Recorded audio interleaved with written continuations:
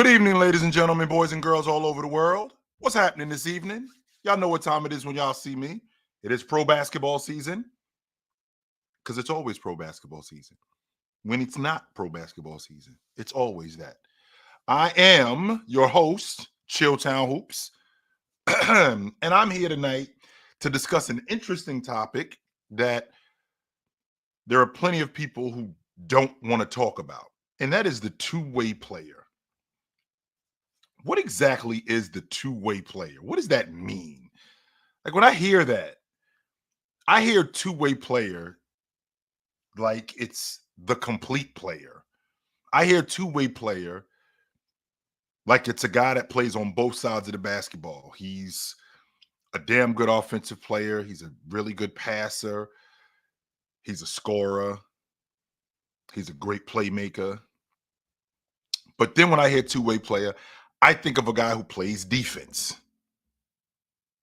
That's what I think about when I think of a two-way player, which in essence is a complete basketball player, which is what ball players have always been. And I'm not on the fence when I say this, and I've always felt like this. Guys who only play on one side of the basketball primarily are scorers, are specialists. Most of the guys that only play on one side of the basketball, that's what they are. They're just scorers. They don't really do much else besides that. There are some, right? There are some guys who are on the other side of the basketball that do other things besides score the ball. They pass, they play make, they can also score. But that's primarily it. Not primarily, but that's mainly the majority of the guys who play on one side of the basketball, they just bucket getters. Now, you have guys who play on one side of the ball that do other stuff. Steve Nash is a prime example of that. Steve Nash played on one side of the basketball. He didn't play much on the defensive side of the ball. I'm on record saying that the Phoenix Suns, their mentality back when the 7 seconds or less offense was going on was very simple. It was the mentality of a punch-drunk boxer. I think I can hit you more than I can stop you from hitting me. I think I can run faster than you. I think I can run further than you. I don't know if I can run faster than you. I just think I can outlast you. That's what I think I can do. And it depends on what your preference is. When I think about a two-way player, I think about it. I think it's a fancy way of saying a guy who plays defense. So if you think about in today's game, how many two-way players are there? And not only how many two-way players are there, how many of those guys are also damn good on the other side of the basketball? They're good on offense and they're good on defense. How many of those guys are that? You know, when I think about a 20-a-game guy that's elite on defense, that's Meta World Peace. That's who that was. That's Gary Payton. A guy who's awesome as a distributor, but also great on the defensive side of the ball. You get maximum effort. And I hear a lot of times people saying stuff like, you can't give me maximum effort on both sides of the basketball. Yes, I can. I just can't do it every play. That's where the basketball IQ comes in. I can't give you just like I can't give you a effort on offense every trip. I can give you effort. Now, we have guys in the league today who are quote unquote two-way players, or as I like to call them, complete players. You know, Anthony Edwards, I think Anthony Edwards is a top 20 defender in the game. I think that Jaylen Brown is a top 20 defender in the game. I think Jason Tatum is a top 20 defender in the game. When I think about two-way players, Giannis is a top 10 defender in the game. Bam is a top 10 defender in the game. I think Bam's a top 5 defender in the game. Plus being a 20 and 10 guy. Plus being a 20 and 10 guy. I bet you right now, since I'm on this live right now, I got a guy in my chat. His name is Green. Ask Green, for the majority of you guys, ask Green to name you 20 defenders in the game. Ask him to name 20 defenders in the game. Name 20 defenders before you name Jason Tatum, Jaylen Brown, and Anthony Edwards. Name them.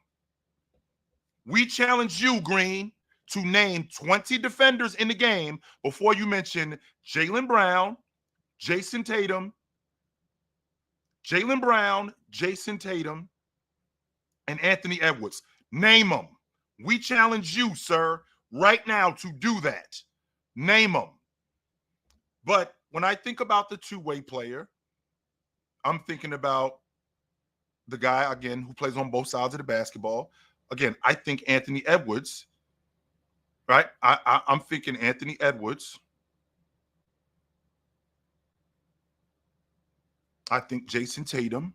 And I'm thinking about two-way players, right? I'm thinking about the guy that plays on both sides of the basketball. I think Anthony Edwards is a top 20 defender in the game. And I think at some point he's going to be on the all-league defensive team. I think Jason Tatum and I think Jaylen Brown just missed being on the all-league defensive team. But I do think that they play at that level. I'm confident that they play at that level. Anthony Davis is one of the better two-way players in the game. Bam Adebayo is one of the better two-way players in the game. Giannis Antetokounmpo is one of the better two-way players in the game. When I think about two-way players, right? When I think about two-way players, I think about guys who aren't just good on the offensive side of the ball. They're good on the defensive side of the ball too. And they're not just good on the defensive side of the ball, they're good on the offensive side of the ball too. I mean, Drew Holiday is a 17-a-game guy and an elite defender.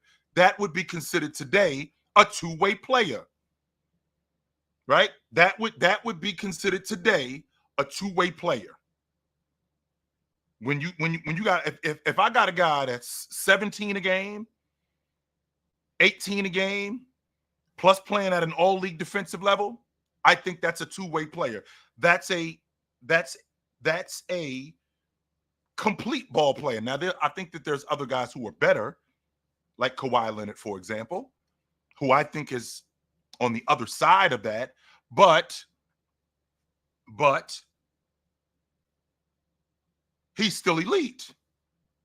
Still elite. Now, excuse me. Now, I say that to say when I think about two-way players, I hear people when they bring it up, they make it sound like it's a premium, right?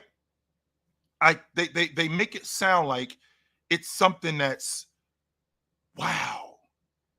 When, like, what's wrong with being? I shouldn't expect you, right? I shouldn't expect you to be, right? I shouldn't expect you to be. I shouldn't expect you to play on both sides of the ball. I shouldn't expect that.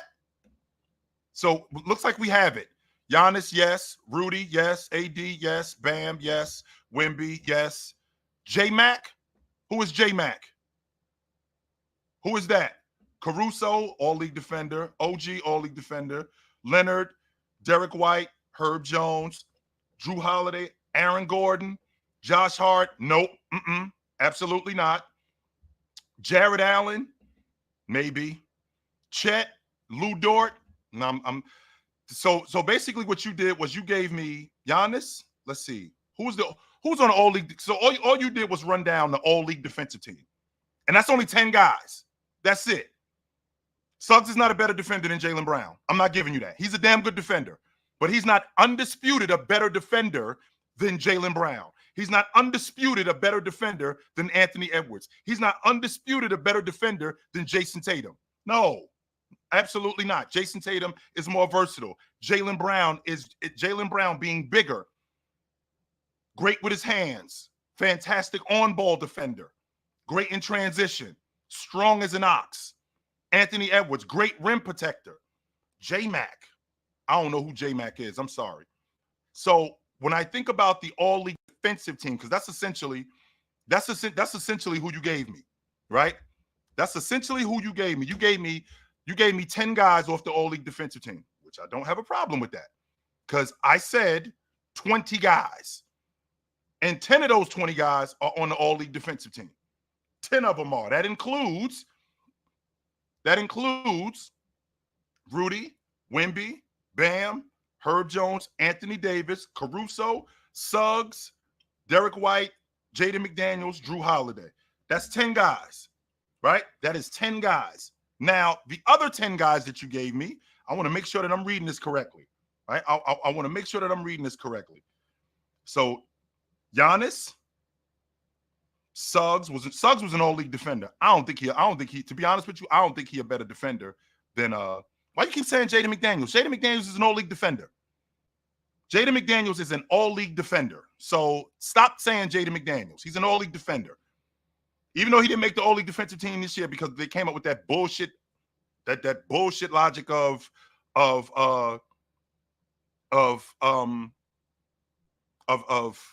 positionless, even though Jaden McDaniels made the all-league defensive team this year.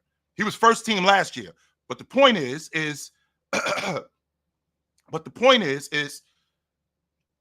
you gave me the all-league defensive team. Rudy, AD, Bam, Wemby, Suggs, McDaniels, Caruso, let's see, Derek White, Herb Jones, and who is the other guy on the all-league defensive team this year? Herb Jones. Who else am I thinking about? Did I say Derek? I don't know if I said Derek White. And Drew Holiday. That's the other guy. So with that being said, that's 10 guys. So now that leaves Giannis, OG Anunoby, Leonard. That's 3. All right, that's 3.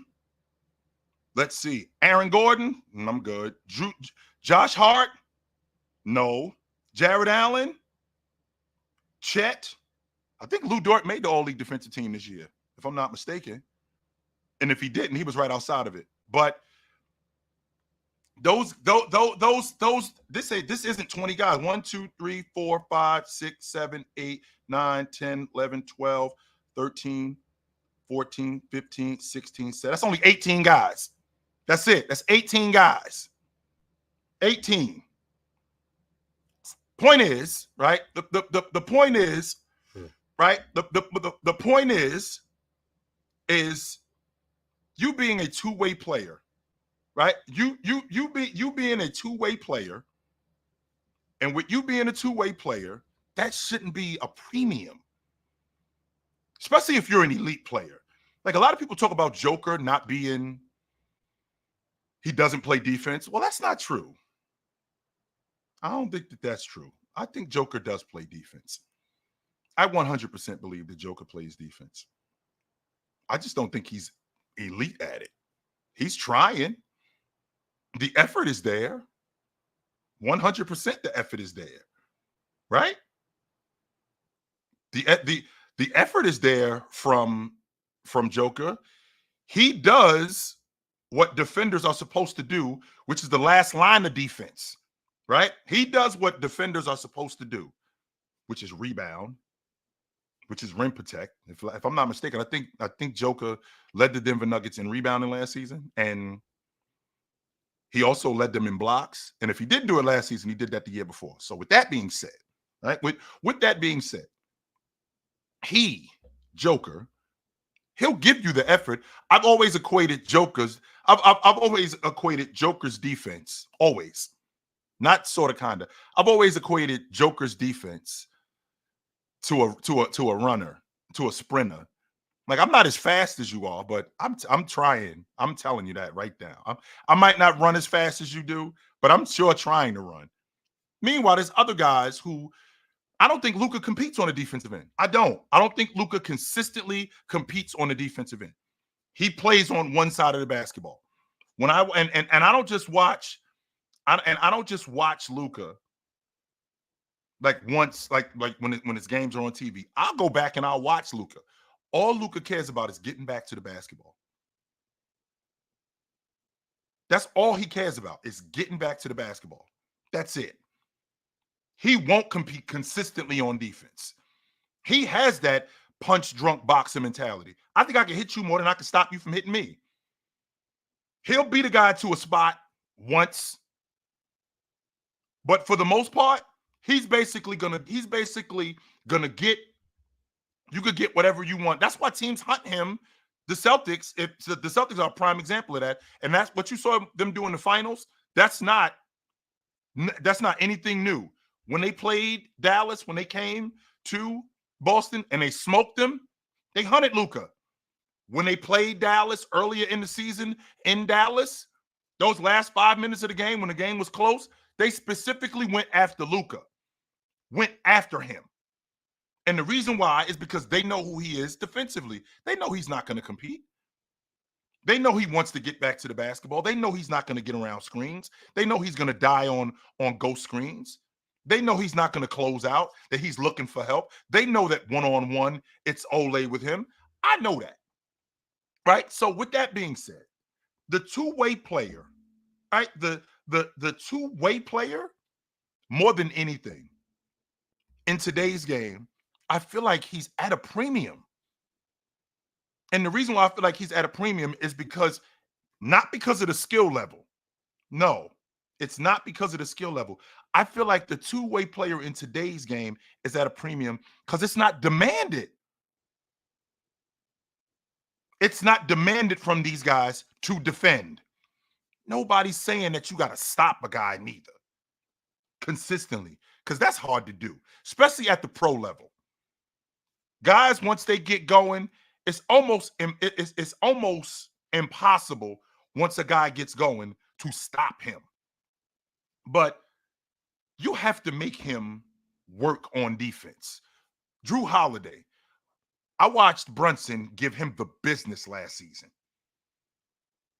I watched him work him, but he was doing exactly that. He was doing exactly that. He worked to get those buckets. He worked his ass off to get those buckets. And I've watched Drew Holiday completely take a guy out. Completely take a guy out of the game. I watched him take Damian Lillard out of the game. Now, am I saying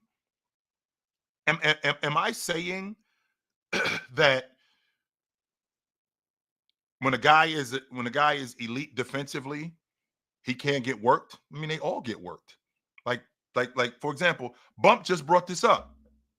Yeah, Bump just brought this up. Are you not going to talk about how Jimmy Cook drew? Sure, you want me to talk about that, Bump? You know what else I'll talk about? I'll talk about how Dominique Wilkins roasted Scottie Pippen in 1993, destroyed him in the Eastern Conference first round. He averaged 30 a game against Scottie Pippen. I would never question Scottie Pippen as a defender, ever. Never will I threaten. Never will I question him as a defender. Just because you're awesome as a defender does not mean you can't get fried. Everybody has had that. Everybody. And kill that, Marcus. Get the hell out of here with that Grant Hill shit. Grant Hill averaged 21 a game against Scottie Pippen. In the 4 years when them dudes was in the NBA championship, he averaged 21 a game against him. And I don't know if you know this, Scottie averaged 22 a game against him. Stop reading these narratives, dudes. Stop it. Go do your homework on these guys. Stop. You dudes come up here and y'all immediately come into my comments with this bullshit. I'm trying to talk to you guys. Stop coming in my comments with this, man. I'm trying to have a conversation with you guys and school you on what a two-way player is, but you guys so thirsty to talk. That's what you do. You dudes are so thirsty to talk instead of just listening and paying attention. Damn, that's all you dudes do when y'all come in here is just talk, listen, and pay attention, and you might learn something. You might. I'm not saying that you will. You might learn something. Like, I bet you didn't know that Dominique Wilkins in 1993, the year that the Bulls won the NBA championship for the third straight year, he averaged 30 a game against Scottie in the playoffs. 30. Dominique Wilkins, Scottie Pippen said Scottie Pippen said Dominique Wilkins is the toughest guy he's ever had to cover. Ever. And this is I don't know if I can't name 10 defenders better than Dominique Wilkins. I can't. I will try. Let's see. Lajuan, Dennis Rodman, Duncan.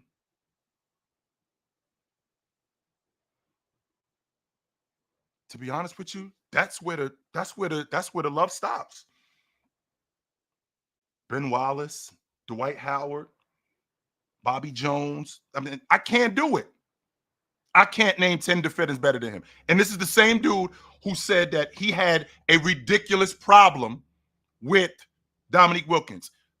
I'll bring that up to say two-way players are at such a premium in today's game. And the reason why the reason why two-way players are at a premium in today's game, and it's not because of the skill level. It's not. It is not because of the skill level. Not only is it not because of the skill level, it's also not because of who they are physically. I believe these dudes don't want to compete. Now, again, I'm not saying that you have to stop people. I'm not saying that you have to completely shut people down. I'm not saying that. But you have to make it difficult on them. And if you make it difficult on them, eventually you'll wear on them. And in today's game, I think that these guys are so afraid. I think these guys are so afraid of getting roasted that they won't take the assignment. I hear a lot of times where, coaching comes into the conversation. Yo, a coach goes, yo, I don't want you covering this guy. A coach goes, okay, Joker, I don't want you covering Joel Embiid. Why? Why not? Why aren't you covering him? Because you're afraid that he's going to fry Joker? Well, guess what? That's part of it. That's part of it. David Robinson had to cover Ewing. Mutombo had to cover Shaq. That's just part of it. So when you are at your position, an elite player, you should want that matchup. Right? Shouldn't you want that matchup? I like the fact that Anthony Edwards took it upon himself to deal with Jamal Murray. I enjoy that kind of stuff because when you do that, what you're saying is I'm accepting the challenge. Ain't that what this is about? This is competition. I'm accepting the challenge. I appreciate coaching and I appreciate tactics. But in the end, I'm the two guard. In the end, I'm the small forward. I have to accept that challenge. I have to. And if he kicks my ass, he kicks my ass. But I got to accept that challenge. So if I'm Joker, Rudy Gobert has to deal with Joker. And if he kicked my ass, he just kicks my ass. That's part of it. If Joel Embiid kicks Anthony Davis's ass, he kicks his ass. But a lot of these guys in this game today are afraid. Because I'm not buying this whole the idea of coaching. I think that comes into it.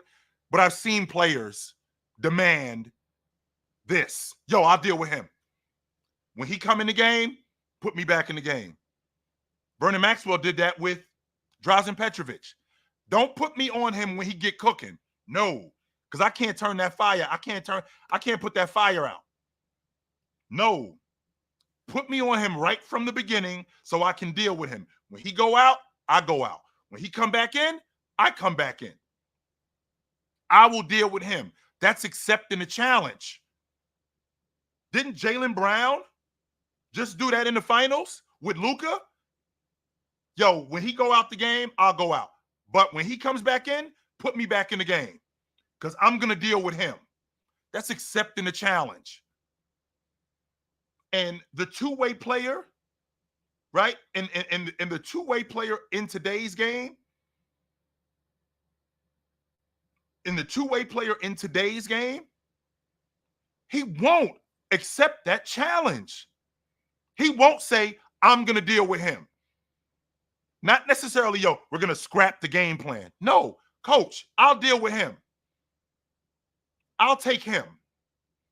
I watched Phil Jackson talk about switching, and I hear Jordan saying when Reggie Miller's coming off screens, I'm chasing. I'm not switching. I'm dealing with him. And the reason why is because that's what two-way players do. And I can do my thing on the offensive end too. I'll get you buckets. I watched Meta World Peace do the exact same thing. I'm going to deal with Paul Pierce. I'll deal with him. That's my matchup.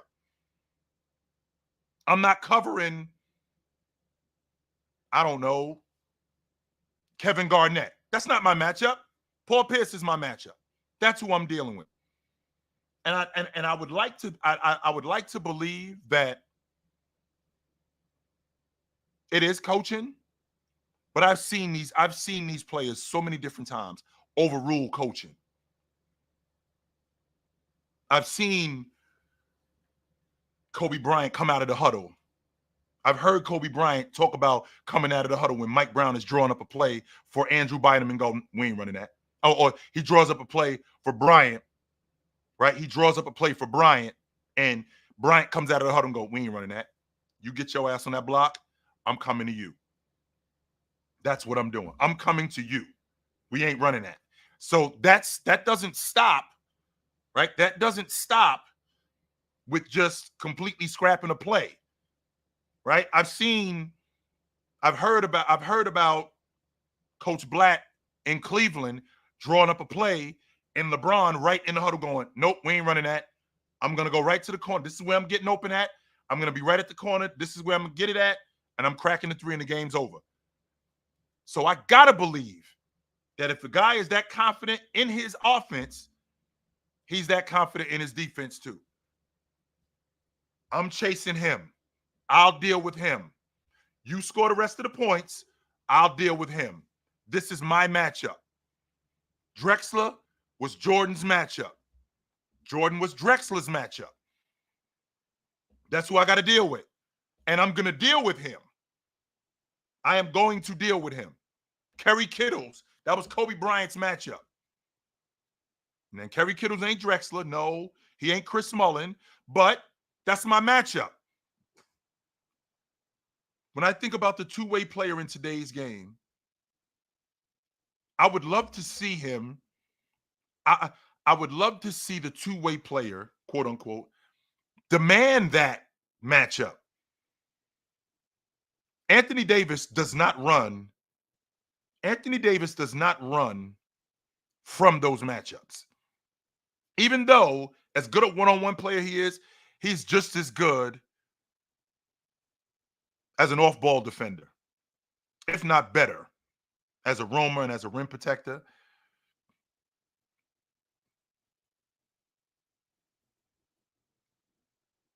Rudy Gobert, I'm confident. When he comes out, okay, I got to deal with Chet Holmgren. I got to deal with whatever five man you want to line them up. I got to deal with Joker. I got to deal with Anthony Davis. I got to deal with Joel Embiid. I got to deal with Chet Holmgren. I got to deal with Jared Allen. I got to deal with whatever five man that team has. I got to deal with him. That's my matchup. Now, mind you, it's not always just one-on-one. Let's get to the bottom of that. It's not always that. This is my matchup, but there are times when I'm gonna need some help with this guy. I need some help with him. Who doesn't need help dealing with Joker? I've said, I'm on record saying this in the past. I'm sorry if I can't shut Joker down.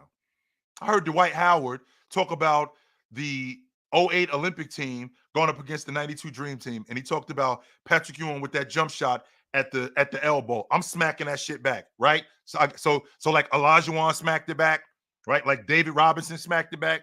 Those guys, they had a difficult time dealing with him. So I'm having a difficult time understanding how you are just going to shut the door on him. You? I don't think so. No, I don't think so, sir.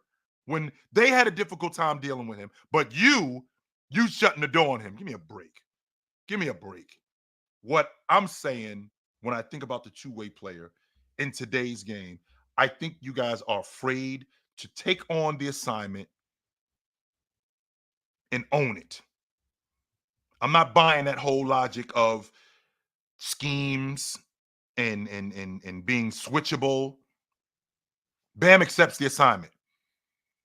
There aren't many guys who actually accept the assignment. We have to I have to accept that. Bam has slowed down a bunch of players one-on-one, and he will accept the assignment. I'll deal with him. Yes, I will definitely deal with him. How many guys are doing that though? How many? Evan Mobley strikes me as that type of dude who's doing that. I'll deal with him. Even though he should not be switching on a Paul George 24 feet away from the basket. No. Mm-mm. You guys are good enough as two-way players to get around screens. Now, does that have to do with you not being able to understand defensive schemes? Do you have an issue with getting fried? Because I watch Damian Lillard die on ghost screens on the regular or switch ones and fives. Like, that's a good switch. When I watch Damian Lillard switch and Brook Lopez ends up on Tyrese Halliburton. Give me a break. Why are we switching that? Right? Why are we switching that? Why? Can I get a satisfactory answer on why we switching that? And it's not just because Dame can't guard him. Why aren't you mentioning that? Yo, let me deal with him. Let me deal with him. You could get around ghost screens. I don't think that these guys, because defense isn't as valued. Even though, if you think about some of the better quote unquote two-way players in the game, not necessarily two-way players, I take that back. Some of the better role players in the game, even though they're all role players, but some of the better role players in the game. I watched that Olympic team and I noticed of all the guys that Steve Kerr found minutes for, he damn sure did find minutes for Jrue Holiday, didn't he? I'll figure out James. I'll figure out KD. I'll figure out Curry. I'll figure out Anthony Edwards. I'll figure out Anthony Davis. I'll figure out Book. I know one guy that was on the floor on the regular. That was Jrue Holiday. And he wasn't just on the floor in the second quarter. I'm talking about in the meat and potatoes of games. He was on the floor. Because that dude right there, I need to find minutes for him. He needs to be on the floor. That's because when you're talking about quote unquote complete players, we can't devalue those guys. In today's game, I think a lot of these guys are actually afraid to be that. Because I don't think that they have that much confidence in who they are as defenders. I ain't getting fried by this dude. No, you take him. No, you take him. You're scared. Which goes back to my original theory. And I said this to you guys a while ago. Guys duck smoke all the time. Guys duck smoke all the time. Not sometimes or most times. Guys duck smoke all the time. All the time. Not just teams. Guys duck smoke all the time because they're not comfortable with who they are defensively. And they don't want to put that effort in. And even though I think Luka as an offensive player, I feel like Luka is so good. He's so good as an offensive player that the defense kind of gets thrown by the wayside. I don't want to do that. That's how these guys get better. Why do you think Jordan was as good as Jordan was? And the reverse psychology on Jordan was exactly that. You don't play defense. You can't defend like that. Oh, you're not the defender that Sidney Moncrief is or Alvin Robinson. No, you ain't that good as a defender. Oh, you don't think so? You don't think I can defend? Okay, let's get to the bottom of that. Challenge one of these guys today to play defense. You know what they'll do? They'll scoff at you because they already got paid. They'll scoff at you because they don't want to screw up their reputation. When in reality, it is exactly that. It's their rep that would get them to a higher level. It's their reputation as a defender and their actions, which would precede their reputation, that would make them a bigger deal. But they don't want to screw up their perceived rep. They don't want to do that. Nah, they don't want to do that. So instead, I'd rather not compete and I'll score 30 and make it look like I'm doing something more. When in reality, no, I'm not. No, I'm not. I want to see, peace, God. I want to see these guys compete more on the defensive end. This two-way player thing, this shouldn't be a new thing, or this shouldn't be a thing. Two-way player is a complete player, a guy who competes on the defensive side of the basketball. I didn't say he's got to be an all-league defender. I'm talking about a guy on the defensive side of the basketball who will compete, who will give you effort. Joker's going to give me effort. He just ain't that good. He is going to give me effort as a defender, though. 100% he is. He is going to try. He just isn't that good. He's just not as good as you want him to be. He's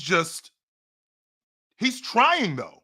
Let's make sure we clear about that. He 100% is trying. He just isn't that good. I think that more of these guys in today's game, more of them in today's game, should be, when we're talking about the elite players, more of them should be better defensive players. And the reason why I feel like that is because if you want me to talk about you like I talk about this guy, like I talk about that guy, then you have to do something similar to what that guy is doing. You have to. Because if you don't, why am I talking about you like I'm talking about him? I mean, when we have this conversation, when we talk about the two-way player, the more complete basketball player, right? The more complete basketball player, when we have this conversation, it's a bit of a tough conversation off the strength that a lot of these guys don't want to hear that the perception is that you dudes are scared. You dudes are afraid to compete on that end. I've heard Bradley Beal say Tim Hardaway Jr. had it going, and then he said, okay, you ain't scoring no more for the rest of the game. How come I can't get that effort on the regular from you? How come I can't get you to compete on the defensive end, not just against Tim Hardaway? No, not just against him, against all players. Because in the end, that's what this boils down to. Why can't you compete like that consistently? Only you won't, because if I get cooked, then what's going to happen to my reputation? People are going to find out about me. That's what competition is about. It's like being a boxer. What happens if I get knocked out? Oh shit, what happens if I get dropped? Then we know the truth about you. At least we know that, right? At least we know who you are, instead of you hiding and being afraid of it. Give me a break, yo. What up? Hey, what up, Chill? Can y'all hear me? What up? Hey, what's up, Chill, man? I wanted to hit you up some questions, man, because depending on how you answer this, I think this will help us with this conversation, right? What do you define as like a premium, right? Like, how much is a premium? Is it like, if it's like there's less than 10 two-way players, how many two-way players in the league do you think defines it as like a premium? There's Right? way more than less. Way more than less. Okay, so if there's There's more, way less than more. Way less. Okay, so there Guys, are fewer. there's more 3-point shooter game. There's more 3-point shooters who call themselves D and 3 guys, and they don't really play defense like that. They don't. Okay, They shoot the so long you're ball. saying that there are more one-way players than there are two-way players. Yes, is that how I got this right? Okay. Yes. So I would agree with that. I thought you were saying that there were just like, there are only 10 or 15 good. Well, how many? Well, in a league of 430 guys, and when I think about two-way players, we're talking about the better players in the game. How many play on both sides of the basketball? How many players? Yeah, how many play on both sides of the basketball? That's going to be tough, Chill, because I think it's more than you think. But what would you define as a two-way player, right? I'm saying you are good on both offense and defensive side of the ball, right? That's just it, right? A complete basketball player. That's what it is. Right? A complete basketball player. Now, how much of an offense production would you need, like, for you to say that that's a two-way player? Like, well, you can't be a negative. You can't average like 8 points or something like that. You have to give me something. The reason why I bring that up, right, is someone like Alex Caruso a two-way player for you? No, Alex Caruso is a specialist. He's a specialist. He's a special. Okay. Yes, that's who he is. Lou Dort is a specialist. So is someone like SGA for you? Is a two-way player. He plays on both sides of the basketball. Yes, he does. So they got to hit us. They got to be like 15, 20 points per game, but also contribute on the defensive side. He's going to lock down his defensive side as well. Okay. So is Derek White a two-way player for you as well? I think Derek White is a two-way player. I think he's better than Lou Dort, though. He's better than Lou Dort. Okay. I do. I think he's better than Lou Dort. So I think, yes, if that's how we're defining everything, then yes, I believe that you are correct in saying that there's a shortage of two-way players. And I think the reason behind that is every single person in this game is focused on the offense. Every single person? Every single person. Their focus is the offense. The defense. Are you talking about fans or are you talking about the players? Both. Okay. So I think, I don't know when, I think the Rockets were the first guys to really expose this, right? But every single team is now constructed to basically maximize the corner three-point shot, right? Okay. So a lot of these teams look at this and go, if we just outscore the opponent, or we control transition points, or we can create a system where we only have to be good situationally defensively, we don't have to lock down the other team every single possession, right? And I don't like that. I don't like that. Well, you don't. I'm not asking you again. This is pro basketball, professionals. Absolutely. You're not going to shut somebody down every night, especially the better players. You're not going to do that. Yeah. But my question is why are you not competing on that end? How many guys can you sit there and tell me are actually competing on the defensive end, giving you legit effort on the defensive end? How many? The worst part about it, Chill, is you can tell the difference when you watch the playoffs in the regular season. You can tell the difference. I do. I think it's less crazy. than 20%. Like, again, maybe I'm someone who's on the younger side, right? So I don't remember the early 2000s as well as other people. But when you watch those games and you just see how much of a difference there is in intensity and just defense, like, people might not know this, but do you know who led the NBA? Like, this is an advanced analytics thing for you guys. Who led the NBA in the playoffs this year in terms of defensive EPM? I'm gonna check the comments and see if anyone gets it. In the box score? Yeah. Box plus minus? Yeah.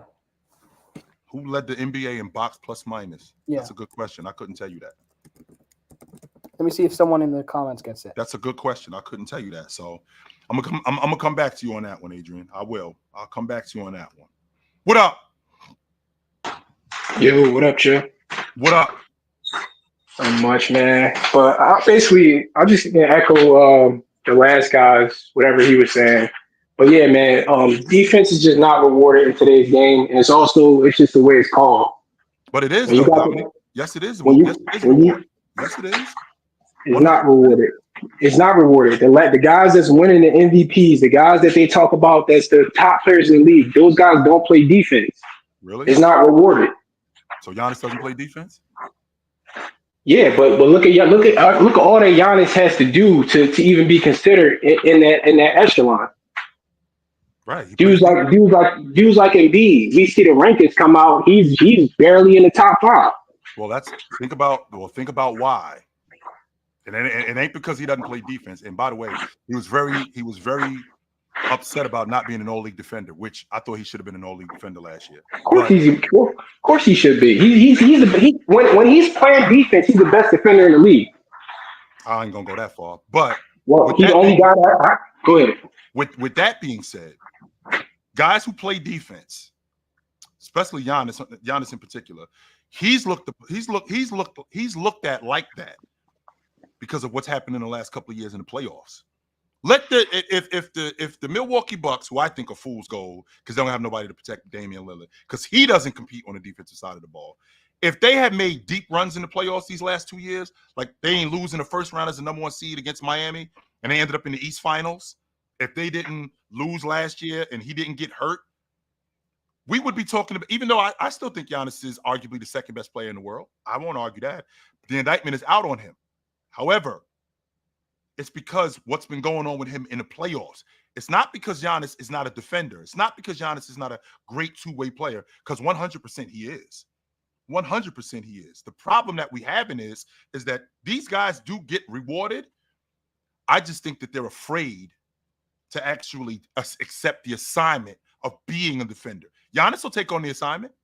Yes, he 100% will. Bam will take on the assignment, cooked or otherwise. Yes, I'll take it. So who are the guys that are elite defenders that you would consider elite defenders that's afraid to take on a challenge? I don't think that there's any, to be honest with you, that are elite defenders that are afraid to take the challenge on. None of them. All of those guys who are elite defenders, they have to. That's why I'm an elite defender. That's why Anthony Davis is who he is, because he's got to play against Joel Embiid. He has to. The problem with guys like AD, I don't like, is when he plays against a Joel Embiid, he's allowed his coach to demand double teams. Like, he don't take on that one-on-one challenge. He has to double team Embiid. Embiid don't double team AD. Embiid don't double team Jokic. Is that true? I don't know. I've seen double teams coming from AD when Embiid is covering him. That's absolutely happened. You think Embiid got a double? I've never seen Embiid double. It might not happen as much when Embiid has the ball, but 100% Anthony Davis gets doubled, whether he's in the mid post, whether he's on the block, got somebody cutting through. Not by Embiid. I've heard Embiid quoted. Embiid was quoted on Draymond Green's podcast saying, "I've never asked for a double team on any player in the league." Oh, wait a minute. I might not have asked for a double team. That doesn't mean it's not coming. Who do Embiid got a double team? You think Embiid got a double team AD? Do I think he's got a double? I don't think he does, but that doesn't mean that the double team isn't coming. Just because you don't ask for a double team doesn't mean it's not coming. That's part of it. That's part of it. Are you? Let me make sure I'm understanding you correctly, Dominic. Are you saying that if I'm covering, I don't know, if I'm Anthony Edwards and I'm covering Jamal Murray and we get him in the short corner and we double him, did I ask for that double team? No, I mean that's a little different. What's the difference? The difference is you're using that double team to force a turnover because Murray is in a bad position. So you're bringing over the extra pressure to force that double team. Whereas if you just double teaming like in the middle of the key or like right at the foul line, you probably just double team it because you can't guard the guy. Ant is not double teaming Murray because he can't guard him. He's guarding him to force that turnover. And Anthony Davis is not double teaming. Anthony Davis is not double teaming on Joker or on Joel Embiid because he can't cover him. That's part of the scheme. You might have a guy cutting to the basket. You might have a guy. This is in my opinion. This is what I'm watching. I'm watching Anthony Davis on the block because he doesn't pass out of the double team that well. So if my man is cutting to the basket, this is part of the scheme where I'll double team him and make him dribble off the block and then get back to my man. That's part of the scheme. That's a double team that some teams have had. Now, when we're talking about one-on-one, I can appreciate that Joel Embiid isn't asking for a double team, and I don't think Anthony Davis is neither. I don't know. Let me give you an example. So AD played Embiid, I think it was 2 seasons ago. This is when AD had supposedly, quote unquote, a good game. I think he had like 34 and Embiid had like 29 or something like that. It was something like that. And the Lakers lost by like 30. But people were screaming, "Oh, AD played great. AD outplayed Embiid." Mind you, the Lakers lost by 30. but they were saying that AD played great because AD double teamed Embiid the entire game, and it limited Embiid, but it allowed the Lakers to just get cooked. But they kept leaving guys open. They were doubling from one pass away, and they got cooked. AD could have easily said, "You know what? I don't need the double team," but he didn't because I guess he felt like he needed the double team. So we're using Embiid as an example, even though I mean he's actually dealt with plenty of guys one-on-one. Plenty. Yeah. How are we doing? Because he's dealt with Giannis one-on-one. He's dealt with Bam one-on-one. He's dealt with Joker one-on-one. They've doubled, and every team has doubled Joker. So that includes when Joker. Not the Sixers. You think Joel Embiid double teams Joker? No, Joel Embiid does not double. Yes. Joel Embiid does not double team. Did you see Joel Embiid versus Jokic in the Olympics? So I'm understanding this correctly. Are you telling me that Joel Embiid is the best defender in the game and he don't need a double team against nobody? Is that what you're telling me? Yes, that's exactly what I'm telling you. And who's the better defender than Joel Embiid? I disagree with you. You tell me who's the better defender than Joel Embiid? Oh, that's easy. Anthony Davis is a better defender than Joel Embiid. How? When he can't guard Jokic? Joel Embiid can't guard him neither. Did you see Joel Embiid versus Jokic in the Olympics? Yes. When Jokic was slow him down. No, he didn't. He didn't slow him down. He didn't. No, he didn't. Jokic didn't want to listen. That's a lot. Okay. Jokic didn't want to look at the basket when Embiid was on. What? This a Philly. Now I get it, Dominic. You're a Philly fan, ain't you? That's beside the point. No, that's it right there. You're a Philly fan. I'm good on you. I'm good. I'm straight on you. I'm good. Now it makes sense. It makes sense. Okay. To sit there and say that he ain't want nothing to do with him, I'm good on you. I'm straight. Hell no, I ain't listening to that. Yeah, what up, God? Peace, chill. What's good, brother? You can hear me? Yes, sir. All right. So I gotta ask you this, man. You said 20% of the NBA or less than 20% of the NBA is two-way players. Now think about that. Now I want you to think about that for a second, Jay. So we got over 400. We got over 430 players in the game. Right? And of those 430, let's say 20% of them, that's 80 guys. That's close to 100 guys that are two-way players. The rest of those dudes are D&3 guys and specialists. They don't play on both sides of the basketball. But that's why I asked, because that's a lot of players, right? Because we're talking about at least 15 points per game and not elite, but semi-decent on defense, somebody who gets down and sits in the chair and plays defense night in and night out. Is that what we're talking about? We're talking about guys who will compete on it. Because again, Jay, you're not gonna stop a guy. It's hard to stop guys in the league, especially night in and night out. Can you compete on the defensive end? Can you slow a guy down? Can you make it difficult on him night in and night out, plus play on the offensive side of the basketball? Can you do that? And how many guys in the NBA are doing that? Well, how many of them are being recognized for that, even though they are doing that? Well, that's the difference. That's why we have the all-league defensive team. That's why we have guys voting for all-league, like guys like Jalen Suggs, guys like Derek White. These guys are being recognized. Lou Dort. These guys, but they're being recognized for their defense. They're being recognized. Derek White is, as recently, right, has shown that he's an offensive guy, but he's making the all defensive team just for being an all defensive guy. Nobody thinks of him as a two-way player, right? Who that? And Derek White, you said?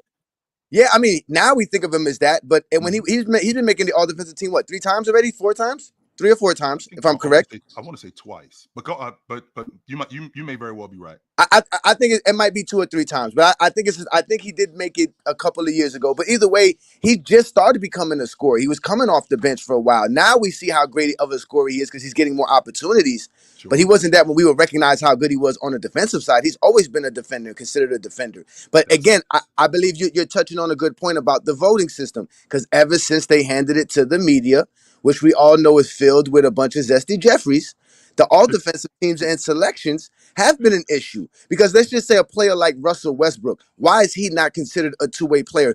That dude is a dog on defense as well. You are not that high-wired and that competitive as Westbrook to not be running around on defense and giving an effort. But when has he ever been recognized for his defensive effort? I think that there's been a time when Russ was a top 20 defender in the game. I do think that. I'm a basketball fan. I'm actually critical of Russ as a defender because I felt like Russ, as good of athlete as he is, Russ came out of college. He was an all-league defender in the Pac-10. So I was one of those people who I'm on record saying, why wasn't Russ ever an all-league defender? Because I felt like, because I watched him compete on both sides of the ball.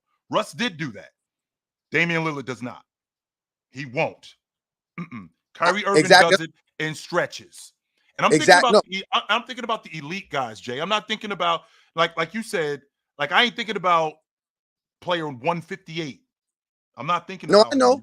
The reason why I'm not thinking here's why I'm not thinking about him. And the reason why I'm not thinking about him is because that guy that plays on the defensive side of the basketball, right? That guy who plays on the defensive side of the basketball, he's a specialist.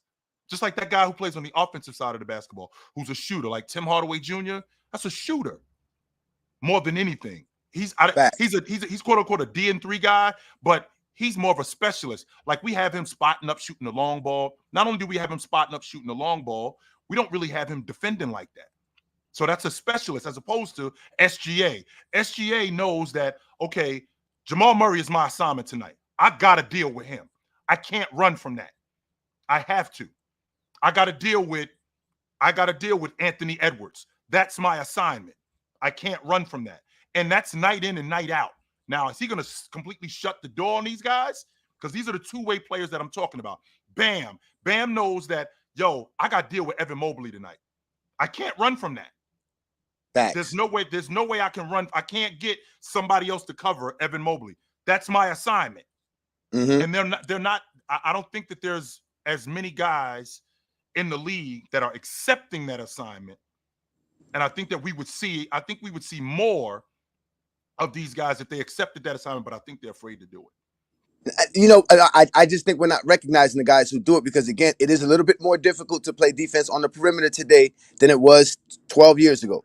It's a lot more space that you have to cover, right? And there's more game strategy to get you off of the ball, right? There's a reason why teams do this. There's a reason why a team says, no, let me get you off of the man with the ball. Let's make a switch because he is playing good defense. We're not recognizing Jaylen Brown for being a two-way player. We don't recognize Jason Tatum for being a two-way player, right? See, we don't recognize Chris Paul, CP3 as a two-way player. Again, the Zesty Jeffries in the media has done a horrible job showing us the greatness of these players in today's NBA.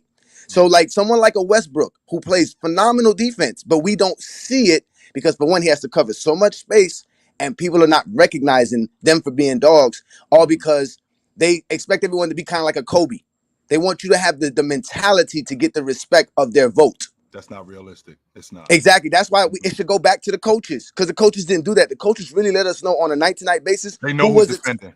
Yes, exactly. They know we know who's defending. You understand what I'm trying to say? So, like, there's a reason why team does force other teams to do switches because there's dogs on the other side. There's a reason why they invented putting a player in a jail. You know when they talk about putting a player in a jail where that's because that defender's on your hip. He's on you. So you're gonna hold him there. You see what I'm saying? Guys are playing good defense, but we're not recognizing it because everybody who's in the media, who we always listen to on a day-to-day basis, that's why you are great. We need more people like you so we can talk the game and really appreciate the guys who play defense. Because you go back 20, 30 years ago, how many two-way players was there? There wasn't 20%. It wasn't 20%. It was less than that. Was it? Yes. Who? Let's start with your top 10. Joker, is he a two-way player? I think Joker plays on the defensive side of the basketball. He's not good, but he'll give me that effort. He's good. He's good. They try to compare him to Embiid and Giannis. You can't do that, but he's a good defender, right? I will not. Who's after that? AD. Okay. Luka. So we're talking about two-way players, right? Let's see. Yes. No, let's start with your top 10. Let's go with your top 10. We got Joker. Okay, so Joker, Giannis is a two-way player, 100%. Okay, so Giannis, that's two players. Luka is not a two-way player. Yeah, no, Luka's not a two-way player. No. Okay, Jason Tatum is a two-way player. Okay, let's continue. Let's see. SGA is a two-way player. Okay, let's continue. Joel Embiid is a two-way player. Okay, let's continue. Anthony Davis is a two-way player. Okay, let's continue. I don't think James is a two-way player. He's not what he used to Don't be. do this to me. Why are you doing this to me? I'm You know you sorry. up here talking to me, man. I'm comparing him. I'm comparing him. The problem is I'm comparing him to what he used to be. That's what it is. I'm not comparing him to the guys in the league. That's You what. just know what he did. That's where I get screwed up. That's the problem. Come on now. That's where I get screwed up, Jay. I compare him to what because he's so damn good that I don't compare him to the rest of the guys in the league. I compare him to what he used to be. I remember that player. So, I tell you one thing: ain't no coach forcing the switch for LeBron to be on the ball. I guarantee you that. James is a two-way player. Okay, Donovan let's Mitchell, go. just like you talked about with Russell Westbrook. Donovan Mitchell also is a two-way player. He plays on the defensive side of the ball. Yes. I wouldn't call him an elite defender, but he is very good on the defensive side. Yeah. He's not. Yeah, you're not trying to force a switch with him as well. So let's go. So who? All right. So I mean, that I think I'm at 8. Anthony Edwards. I think he's a two-way player. So so you're talking about 9. So let's do the top 10 players in the 90s. How many of them are two-way players? The top 10 players in the 90s. So Jordan was a two-way player. Yes. Olajuwon was a two-way player. Yes. David Robinson was a two-way player. Yes. Malone was a two-way player. Yes. Scottie Pippen was a two-way player. Oh, the Zesty Jeffries don't think that, but you and I know that. We all know Scottie played on both sides. If you don't think Scottie played on both sides of the ball, you goofy. There's no reason to talk to you. None whatsoever. There's no reason to talk to you. There's no way. Okay, let's continue. Okay, so Drex was a two-way player. Okay. Let's see. Ewing was a two-way player. Let's see. I'm thinking about the guys in the top 10. Probably almost all. Stockton was a two-way player. Gary Payton was a two-way player. That's 9 guys right there. How about your boy Shaq? Shaq's in the top 10. Shaq was definitely a two-way player. But was Shaq really considered a two-way player in the 90s? Yes, he was. Mm-hmm. He was. Mm-hmm. Yes, so that's what I'm saying. So look, it looks even, right? I mean, we look at it. The best players in the league, majority of them are what? Two-way players. Well, the majority. Whoa! Not the majority of the guys in the league. The majority of the guys in the top 10. The best players. I said the best players. I said the best players. In the top 10. Okay. Yeah, I think the gap. I think the gap in today's game, as opposed to back then, where guys competed on the defensive end, as opposed to today, which is glaring. The gap between those guys today and what it was back then, because you had to play on both sides of the ball. See, back then you had to. Today, I don't think you have to, because of the defensive schemes, how well teams can hide a guy, not necessarily hide a guy, but protect the guy. It's way different today than what it was back then, because the defense was different. I would give you that, because back then, if you were the shooting guard and the shooting guard of your opposing team had 20-something points, that was on you. You were responsible. It was a one-on-one thing. It wasn't a team strategy. It was, listen, this is who you guarding tonight. You better get on your man. Go around. I had to accept that responsibility, Jay. Like, that was my matchup, right? I had to take on that. I had to take on that challenge. I couldn't run from that. I can't. Yeah, I had to. And now, if you had a lucky night where you had somebody who couldn't do that, then you just had an easy night, right? I might have the night off tonight because I'm Shaq and I'm dealing with Dwayne Chinchis tonight, right? Or I'm dealing with Benoit Benjamin. I can't run from Olajuwon, though. I can't. I'm dealing with Brad Miller tonight. So I got the night off tonight. So I'm chilling. I'm just saying. But again, I do think that we need to recognize these players as more two-way players, because they are available. There are a lot of them in today's NBA, especially with all these 20-point scorers we got in today's NBA. There's no way we don't have other guys on the other side of the ball balling. But I think we see it more, though, Jay. Can I see it more? Like, DeMar DeRozan should be a better defensive player, and he wasn't. Why is Zach LaVine not a better defensive player? He wasn't. Why aren't these guys better defensive players? They're just good at offense. It's easier to put the ball in the bucket than it is to stay in front of somebody in today's NBA. To be honest with you, it's these guys are very skilled, man. This is the conversation we've been having this past week and a half. They're very skilled, man. It's a lot more space. You know what I'm saying? What somebody was saying the other day, I saw somebody said, I ran somebody off the 3-point line and he still shot a 3. Think about that for a second. I ran him off the 3-point line, but he still stepped to the side or stepped back and still shot a 3 and probably made it. Exactly. I know where to find you at, Jay. My man. All right, brother. I appreciate you. Great conversation. Just so you guys know, this is my man Goat James. He's on Friday nights on YouTube. at 8 o'clock, and he's Mhm. on 12 o'clock on Sunday p.m. He's exposer. He's the exposer. He lifts up the curtain. What you don't want to see, he's going to show it to you. And I know that you guys don't want to see Yeah, it, but yes, he will show it to you. I Yes. have to. I guarantee you, after a conversation with me, your eye test will be different. You'll see the game of basketball very differently, and it'll be better for Boy, you as a fan. boy. Appreciate you, brother. All right, brother. What up? What's up? Yeah, I think everything that you had just said is why I have Edwards so high as I do. Why I think of him like that, because you know, he will do all of those things that you're talking about along with being the offensive engine that you want him to be. You know, I seen him one time. He was going up against the Memphis Grizzlies. I don't even know if you even watched this game, but he was cooking Cat. I don't think Rudy Gobert was in the game, but he was cooking Cat. Like, Cat couldn't do nothing with him. And Who was cooking Cat? Hold on. Who was cooking Cat? Jaren Jackson. Okay. And mind you, this is a big, right? This is big. This is 6'10". And I just seen Ant shut him down. I swear, I seen Ant Jaren shut Jackson? him down. I swear to God, I swear. Wow. You probably won't believe it, but I swear he really did shut him down. Like, and he took it on like possession after possession after possession. You know what I mean? Like, and Jaren really couldn't score on him, man. Like, you know, it was crazy to think. But yeah, that's why I got him so high, because, you know, I think at some point, you know, this isn't a stat, but like, you know, you hear this term dog and all that. I think that has to account for something.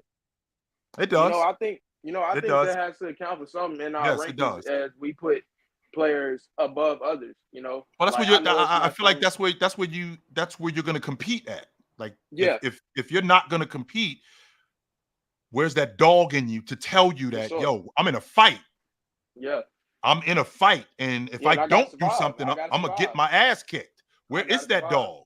That's just fair. like, you know what I mean? Just like when like, even like, you know this, like, you know, the Denver Nuggets series. Like, to start off the game every single time, who is Ant guarding? Who is he going to? He's going to Jamal Murray every single first play. He's going to set the tone of, you know, you're not going to start off easy. Like, yeah, I can get Jaden to guard you. He can do basically the same thing. But nah, I'm going to let you know that this is not going to be easy just because Jaden isn't on you or any of that. Even Game 7, you know, when he couldn't get the shot going at Jamal Murray, he was cooking in the first half. And he really made a statement to you know, if we really need to win this game, I have to guard you for the majority of the time, you know. And for these two-way players, I don't think it's like, you know, they don't have to get like maximum effort like every single play, of course not, because you do got to conserve energy. These dudes run around a lot, you know. If you just like giving 100% effort, you'll be gassed. And I think I saw that with Ant when he was trying to guard Kyrie Irving in the Western Conference Finals. He guarded Kyrie Irving good, but he didn't have the energy on the other side, you know, to put up points. Or he said that.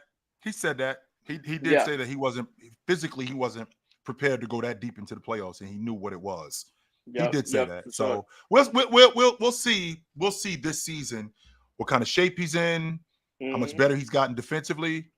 I just, again, when I think about the elite players in the game, like in the top 10, you know, 8, 9 are elite defenders, or complete players. I'd like to. I think that we should have more of them. Like, when you think about the top 20 players, we should. Like Trae Young doesn't play on that side of the basketball, right? I think it's because like he wants to use Tyrese Halliburton doesn't play on that side of the ball. Cat doesn't play on that side of the ball. So, you know, guys like that. No, hold on. Cat. You just said Cat. Cat, if you think Jokic gives effort, then I would definitely put Cat in that category, that he does give effort. The difference between Cat and Joker is Cat doesn't know what he's doing. That's the difference. Yeah. Joker actually knows what he's doing. I just can't do it like this dude. I'm trying. With these dudes. Cat doesn't know how to navigate through a screen. He doesn't know how to open up when he's the big is pretty decent coming on to screen. bigs, though.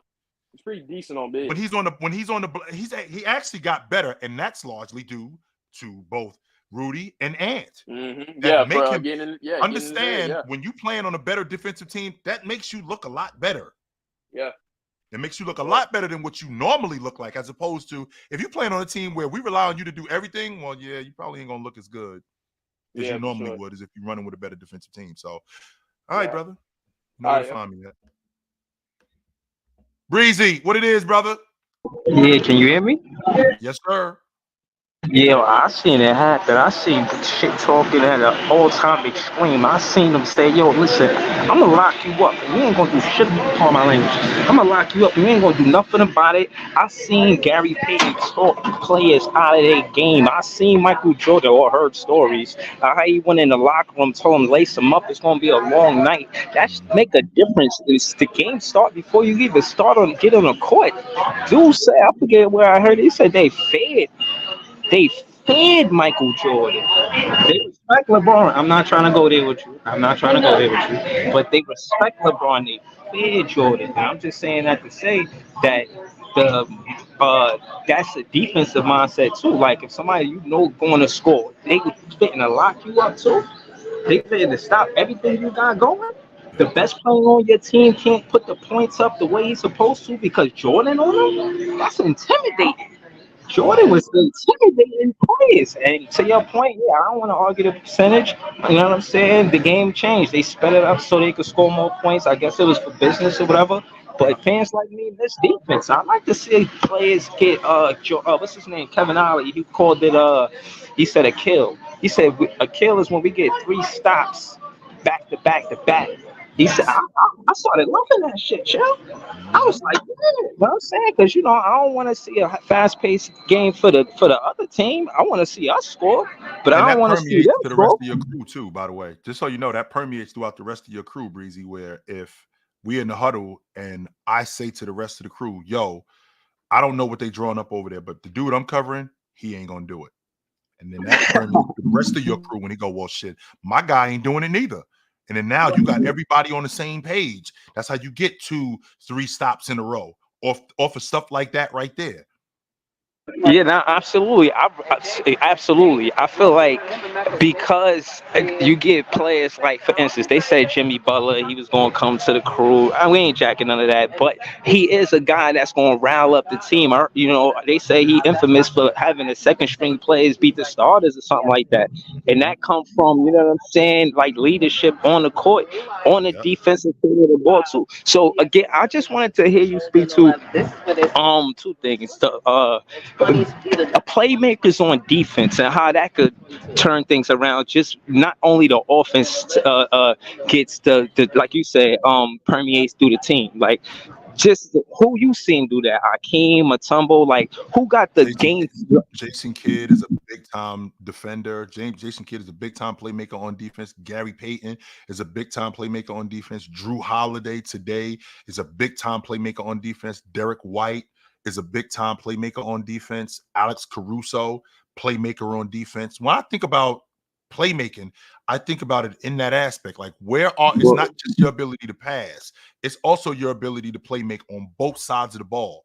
How do you disrupt offense? How do you make a guy go into a shot that he doesn't want to go into and ends up passing the ball and you knock it out of bounds? Now it's only 4 seconds on the shot clock. That's making plays. That's causing the defense now to be put in a real tight spot, as opposed to where this guy is just scoring on you at will or just getting whatever he wants to at will, and you're just trying to get back to the basketball like Luka does. Yeah, no, I'm not gonna lie. I gotta be specific. Hmm. Cooking on the grill. Hold on, point. Now I wanted to say that I seen I think I lost him. he I had him and then I lost him. I think I lost him. My fault, Breezy. I lost you. I had him and then I lost him. So good to talk to you though, Breezy. My man. My man Breezy is a Brooklyn dude. He definitely down with the Brooklyn Nets. But speaking of being down, it's about that time for me, guys. I gotta bounce. It was good to see you guys tonight. You know where to find me. If I'm not here, I'm on TikTok every morning, 9 a.m. Good morning, NBA. We do this every morning. If I'm not there, I'm here on Chilltown Hoops. Monday nights, Tuesday nights, I'm with my man Tony Tone. We do Fluent and Chill. If I'm not there, Wednesday nights, I'm right back here. Thursday, Friday, hit that subscribe button and that bell will let you know. And if I'm not there on Saturdays, I got my man Big Ox. We do Chill with Chill on the Players Choice Network. If I'm not there, I'm on the panel from 11 to 2 every day, Monday to Friday. So I'm not hard to find, guys. It was good to see you tonight. I know where to find you. You know where to find me. I will see you soon. But until then, put on a suit, drink water, don't drink and drive. Hey, man, call your mother. When last time you talked to your mother? Call your mother. I will talk to you guys soon. But until then, take it light, but take it. Absolutely, man.